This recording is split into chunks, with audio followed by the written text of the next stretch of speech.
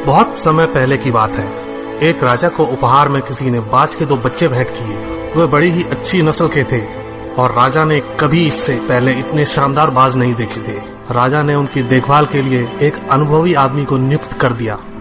जब कुछ महीने बीत गए तो राजा ने बाजों को देखने का मन बनाया और उस जगह पहुंच गए जहां उन्हें पाला जा रहा था।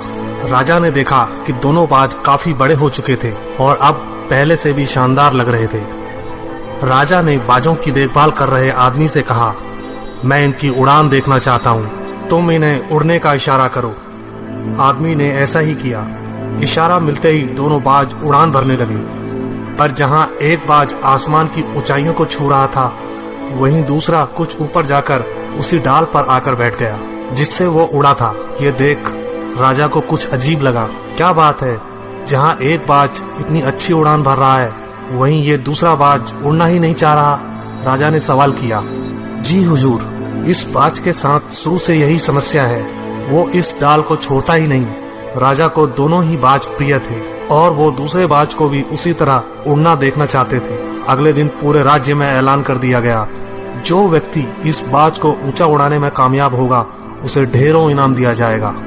फिर क्या था, एक से एक विद्वान आए और बाज को उड़ाने का प्रयास करने लगे, पर हफ्तों बीत जाने के बाद भी बाज का वही हाल था। वो थोड़ा सा उड़ता और वापस उसी डाल पर आकर बैठ जाता।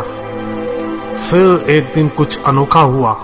राजा ने देखा कि दोनों बाज आसमान में उड़ रहे हैं। उन्हें अपनी आंखों पर यकीन नहीं हुआ और उन्होंने तुरंत उस व्यक्ति का पता लगाने को कहा जिसने ये कारनामा कर दिखाया था। वह व्यक्ति एक किसान था। अगले दिन वह दरबार में हाजिर हुआ। उसे इनाम में स्वर्ण मुद्राएं भेंट करने के बाद राजा ने कहा, मैं तुमसे प्रसन्न हूँ, बस तुम इतना बताओ कि जो काम बड़े बड़े विद्वान नहीं कर पाए वो तुमने कैसे कर दिखाया। मालिक, मैं तो एक साधारण सा किसान हूँ, मैं ज्ञान की ज्यादा बातें नहीं जानता।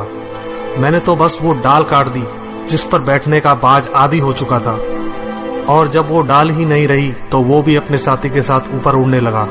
दोस्तों, हम सभी ऊंचा उड़ने के लिए ही बने हैं, लेकिन कई बार हम जो कर रहे होते हैं उसके इतने आदी हो जाते हैं कि अपनी उड़ान भरने की, कुछ बड़ा करने की काबिलियत को भूल जाते हैं। यदि आप भी सालों से किसी ऐसे काम में लगे हैं जो आपके सही पोटेंशियल के मुताबिक नहीं है, तो एक बार जरूर सोचिए कि कहीं आपको भी उस डाल को काटने की जरूरत तो नहीं जिस पर आप बैठे हैं।